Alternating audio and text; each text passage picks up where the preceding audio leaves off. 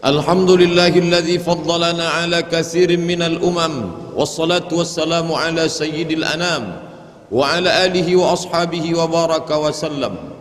Ashhadu an la ilaha illallah wahdahu la syarika lah wa ashhadu anna sayyidana Muhammadan abduhu wa rasuluh wa safiyuhu min khalqihi wa khaliluh sayyidina wa maulana Muhammadin nabiyil ummi wa ala alihi wa sahbihi wa barik wa sallim. Qala Allah Ta'ala fil Qur'anil Azim wa huwa asdaqul qailin. A'udzu billahi minasy syaithanir rajim. Ya ayyuhalladzina amanu taqullaha haqqa tuqatih wa la tamutunna illa wa antum muslimun. Wa qala ta'ala fi ayatin ukhra, ya ayyuhalladzina amanu taqullaha wa qulu qawlan sadida yuslih lakum a'malakum wa yaghfir lakum dhunubakum wa man yuti'illaha wa rasulahu faqad faza fawzan 'azima. Ibadallah, usikum wa nafsi bi taqwallahi wa ta'atihi faqad fazal muttaqun. Hadirin jamaah Jumat yang dimuliakan Allah Subhanahu wa taala. Ada satu ungkapan dalam bahasa Arab, syawwalatil ibilu. Onta yang menaikkan ekornya ketika musim panas, banyak lalat yang mengurumuni mulut onta karena busuk dan bau. Lalu kemudian onta itu menaikkan ekornya ke atas untuk mengusir lalat-lalat tersebut, maka orang Arab menyebut syawwalatil ibilu. Syawwal, menaikkan ekor naik ke atas.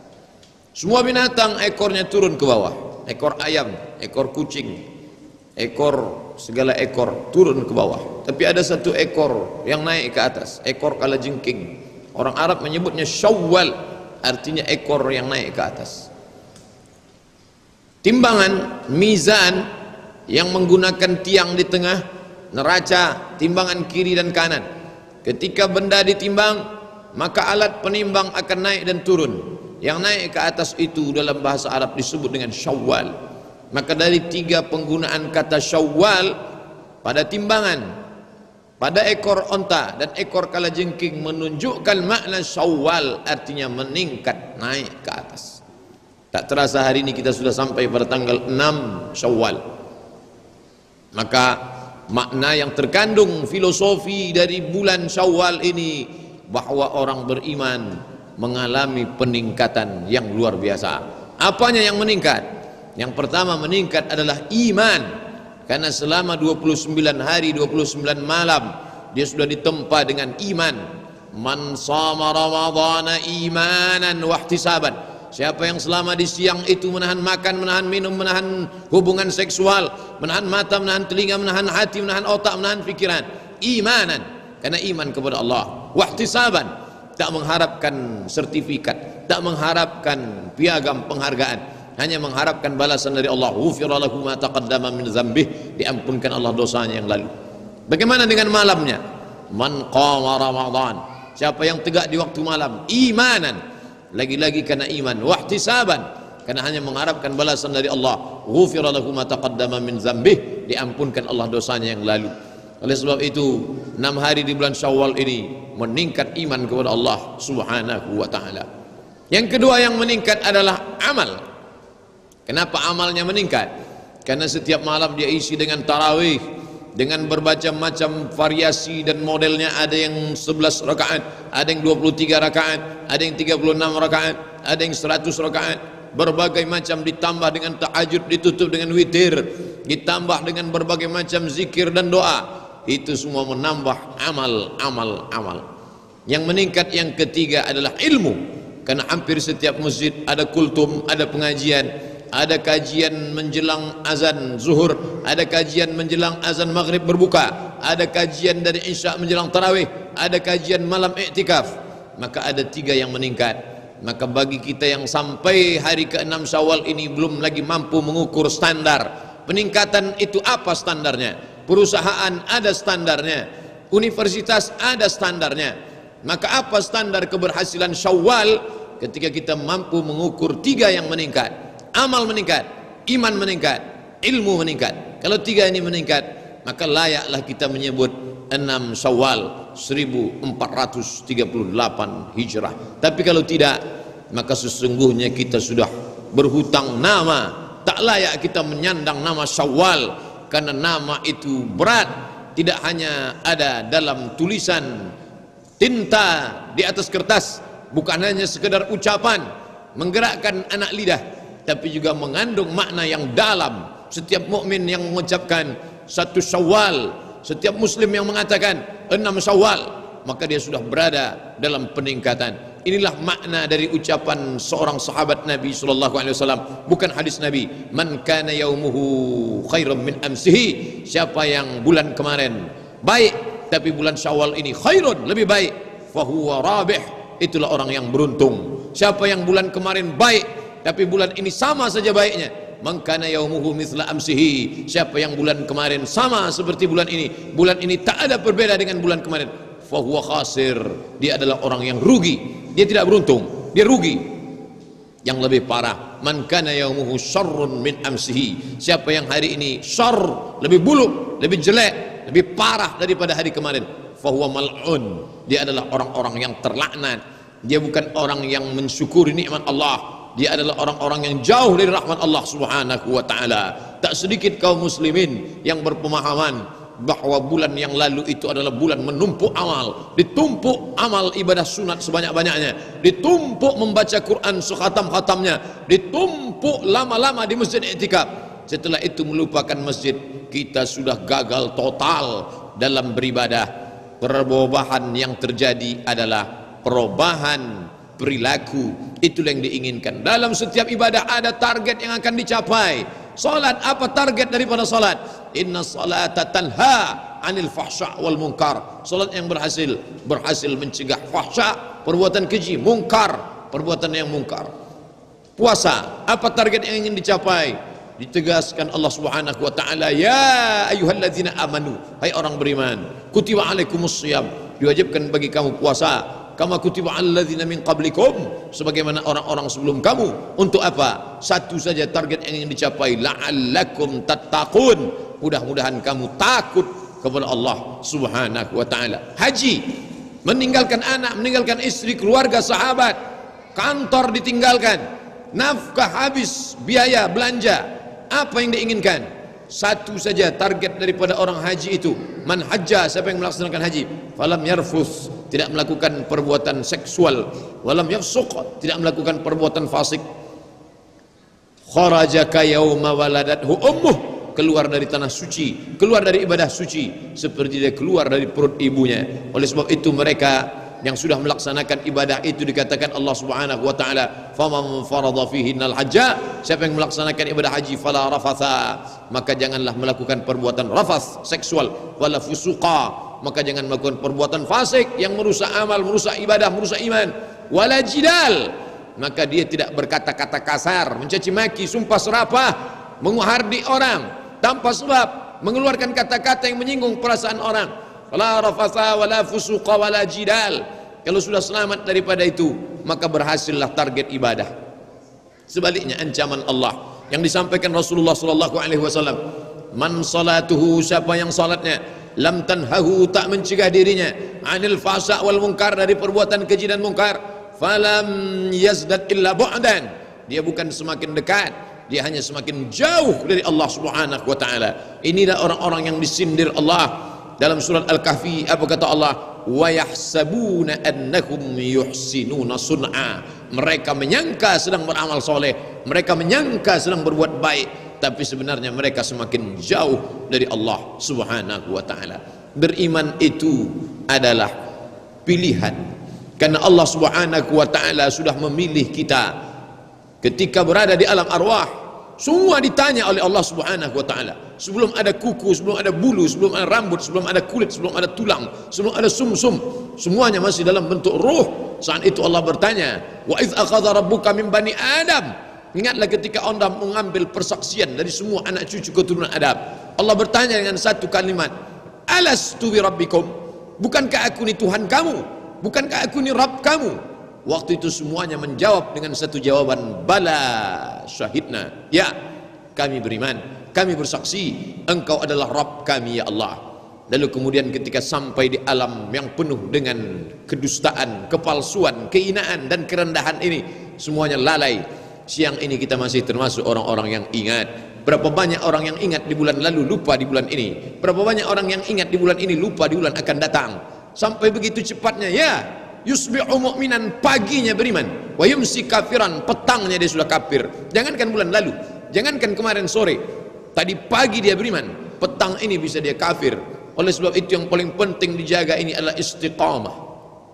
Mengapa kita solat Jumat siang ini? Menjaga istiqamah.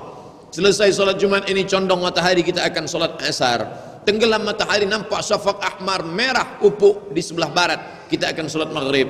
Sempurna tenggelamnya malam gelap, kita akan solat isya. Nanti malam kita akan bangun, wa minal laili, dari sebagian malam, fatahajjad, lawan kantukmu, lawan tidurmu, fatahajjad, bangkit engkau. 29 malam engkau sudah bangkit, bangun sahur. Kenapa kau tinggalkan untuk bangun bangkit di tengah malam ini? Fatahajjad, lawan tidurmu, lawan kantukmu, lawan nafsumu. Menahan makan kau sanggup, menahan minum kau sanggup, menahan tidur kenapa kau tak sanggup? Fatahajjad, bangun bangkit, nafilatan lak, sebagai amal tambahan. Subuh, zuhur, asar, maghrib, isya, itu amal pokok, tapi ada amal tambahan. Untuk apa? Asa ayyab'atsaka rabbuka maqaman mahmuda. Mudah-mudahan dengan amal tambahan itu engkau akan didudukkan, ditempatkan Allah Subhanahu wa taala maqaman mahmuda, di tempat yang terpuji. Semua ibadah-ibadah ini tak lain tak bukan tujuan agar kita istiqamah. Ketika kesenangan datang kau tetap istiqamah. Di bulan orang berlapar, dapar, dahaga, menahan makan, menahan minum, kau istiqamah. Tapi di bulan orang sedang mengumbar hawa nafsu makan minum, kau pun juga tetap istiqamah. Kalau ada orang beriman di tengah komunitas beriman biasa, tak ada yang luar biasa, tapi ketika dia tetap mengatakan Allah, wa in urriqta wa in qutti'ta, walaupun kulitmu dibakar mengelupas, walaupun kau dipotong-potong, kau tetap mengatakan Rabbunallah. Oleh sebab itu ketika datang seorang sahabat, ausini wa aujiz, beri aku pesan, tapi jangan panjang-panjang, singkat, pendek, bermakna, bisa ku pegang sampai mati. Dan kalau sudah ini aku dengar, tak akan kutanyakan lagi kepada siapapun ba'daka ya Rasulullah, setelah engkau meninggal wahai Rasulullah, aku tak akan bertanya lagi tentang pesan ini. Ausini, beri aku pesan, wa aujiz, singkat, padat, bermakna. Rasul hanya mengatakan qul, katakan amantu billah, aku beriman kepada Allah, summa istaqim, setelah istiqamah, jangan kau berubah pendirian. Yang pancang kau tanamkan ke dasar lautan. Anginnya boleh kencang, puting beliung, ombaknya boleh kencang, keras, tapi sekali kau katakan Rabbunallah, maka kau tak akan mati kecuali dalam keadaan wala tamutunna, jangan kau mati illa, melainkan wa antum muslimun, melainkan dalam keadaan muslim.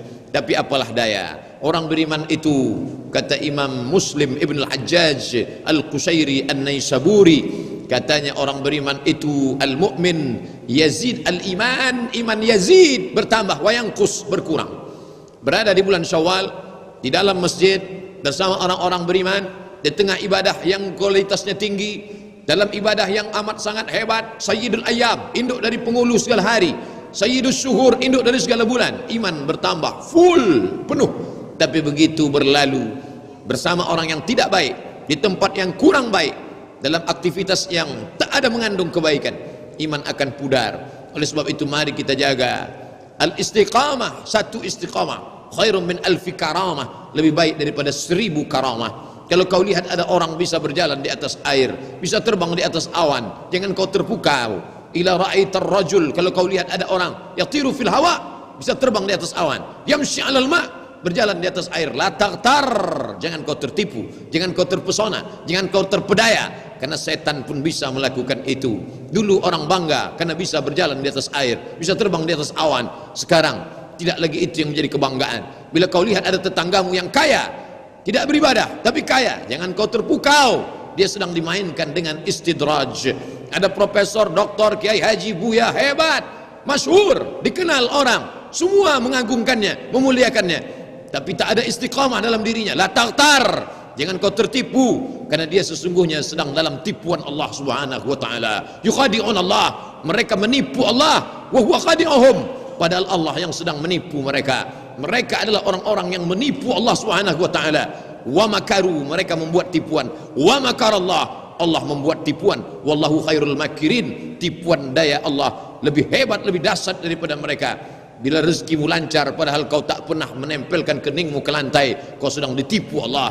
Bila kau cerdas, hebat, juara, indeks kumulasi nilaimu tinggi, padahal kau tak pernah bersimpuh sujud di hadapan Allah. Kau sangka kau sedang menipu Allah. Ingat, wa umli lahum, aku ulur mereka, ku buat umurnya panjang, ku berikan rezekinya melimpah ruah, aku berikan anak istrinya sehat-sehat, cantik-cantik, segar bugar. Mereka sedang dalam tipuan Allah subhanahu wa ta'ala. Inna kaidi matin, tipu dayaku amat sangat keras, tipu dayaku amat sangat kuat. Oleh sebab itu, bersimpuh sujud di hari Jumat, mengenang diri, mengawas, jangan sampai kita terpedaya. Sakit bukan azab. Ada orang yang sakit, orang berkata dia katakan tidak azab, dia sedang dalam keadaan azab. Bukan, Allah sayang kepada dia. Ma yusibul mu'min min nasabin wala wasabin wala saqamin. Apapun yang menimpa orang beriman, sakit, pusing kepala, demam, galau, gundah gulana, bahkan sampai syaukun yastakuha, sampai duri yang menusuk kakinya, illa kaffarallahu anhu biha sayyi'atuh, Allah Ta'ala sedang menghapuskan segala dosa-dosanya. Miskin bukan azab. Ada saudara kita yang dalam keadaan miskin, susah melarat, dia bukan dengan azab, justru mungkin saja husnuzon kepada Allah. Allah sedang sayang kepada dia agar hisabnya tak terlalu lama. Azab adalah ketika kau berada dalam nikmat Allah, tapi perbuatanmu sedang melakukan maksiat kepada Allah subhanahu wa ta'ala. Maka pandang diri baik-baik, karena orang celaka adalah orang yang tak mengenal dirinya. Halakam ru'un lam ya'rif qadrahu. Celaka, siapa itu celaka? Lam ya'rif qadrahu, tak tahu siapa dirinya. Maka kenali diri baik-baik. Man arafa nafsahu faqad arafa rabbahu. Bukan hadis Nabi, ungkapan para ulama yang merenung tentang diri. Man arafa nafsahu, siapa yang mengenal dirinya, arafa rabbahu, maka dia kenal Rabbnya. Kalau sudah kenal diri hina, maka kenal Allah yang maha kuasa. Kalau sudah diri hina mati, maka kenal siapa dia yang tak akan mati. Kalau mengenal diri miskin susah melarat, maka kenal dia yang maha kaya.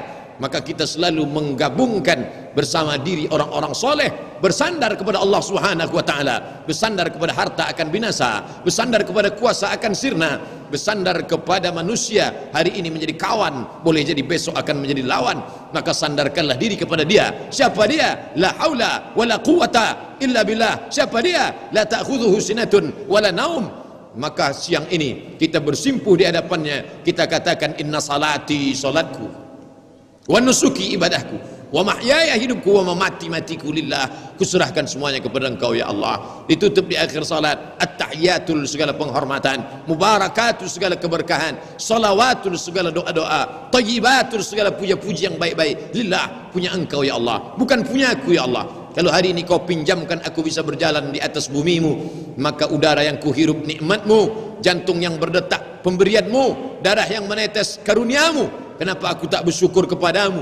Maka apa yang kita lakukan ini hanyalah ungkapan syukur, syukur dan syukur. Syukur dengan mulut mengatakan alhamdulillah, syukur dengan hati berzikir mengingat Allah, syukur dengan anggota tubuh dengan melangkahkan kaki menghayukan tangan ke rumah Allah, syukur dengan pikiran senantiasa memikirkan akhlak ciptaan Allah, bersyukur dengan harta berzakat, berinfak, berwakaf, bersedekah, sampai akhirnya kematian itu datang.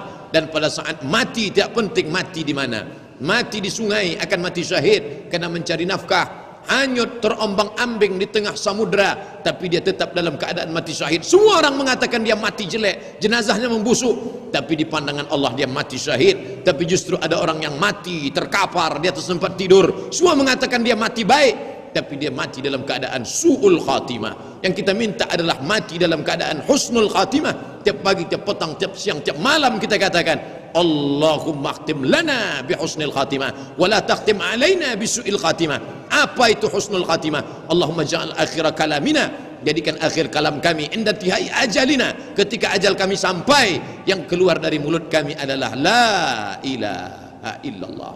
Barakallahu li wa lakum fil Qur'anil azim, wa nafa'ani wa iyyakum bima fihi minal ayati wadh-dhikril hakim, wa taqabbala minni wa minkum tilawatahu innahu huwal ghafurur rahim.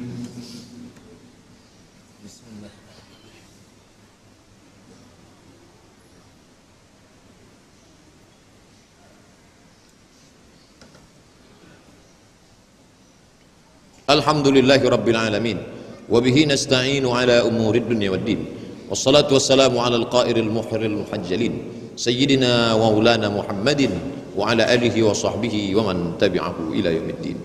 Ashhadu an la ilaha illallah wahdahu la syarika lah, wa ashhadu anna sayyidana Muhammadan abduhu wa rasuluhu la nabiyya ba'dah. اللهم صل على سيدنا محمد وعلى آل محمد كما صليت على إبراهيم وعلى آل إبراهيم إنك حميد مجيد اللهم بارك على محمد وعلى آل محمد كما باركت على إبراهيم وعلى آل إبراهيم إنك حميد مجيد قال الله تعالى في القرآن العظيم وهو أصدق القائلين أعوذ بالله من الشيطان الرجيم بسم الله الرحمن الرحيم والعصر إن الإنسان لفي خسر إلا الذين آمنوا وعملوا الصالحات وتواصوا بالحق وتواصوا بالصبر وقال تعالى في آية أخرى إن الله وملائكته يصلون على النبي يا أيها الذين آمنوا صلوا عليه وسلموا تسليما اللهم اغفر للمسلمين والمسلمات والمؤمنين والمؤمنات الأحياء منهم والأموات برحمتك يا أرحم الراحمين اللهم أعز الإسلام والمسلمين واخذل الكفرة والمشركين ودمر أعداءك أعداء الدين اللهم انصر إخواننا المجاهدين المظلومين في فلسطين وفي روهينيا وفي سوريا وفي اليمن ومن مشارق الأرض إلى مغاربها لا تدع لنا في مقامنا هذا وفي ساعتنا هذه ذنبا إلا غفرته ولا هما إلا فرجته ولا دينا إلا قضيته ولا ممتحنا إلا نجحته ولا عازبا إلا زوجته ولا مريضا إلا شفيته ولا ميتا إلا رحمته ولا حاجة من حوائج الدنيا والآخرة لك رضا ولنا فيها صلاح إلا قضيتها ويسرتها يا أكرم الأكرمين اللهم أصلح شباب المسلمين اللهم ارفع عنا الغلاء والوباء والفحشاء والربا والزنا والمنكر ما ظهر منها وما بطن من بلدنا هذا خاصة ومن بلدان المسلمين عامة عباد الله أوصيكم ونفسي بتقوى الله وطاعته فقد فاز المتقون إن الله يأمر بالعدل والإحسان وإيتاء ذي القربى وينهى عن الفحشاء والمنكر والبغي يعظكم لعلكم تذكرون فاذكروا الله العظيم يذكركم واسألوه من فضله يعطكم ولذكر الله أكبر والله يعلم ما تصنعون أقم الصلاة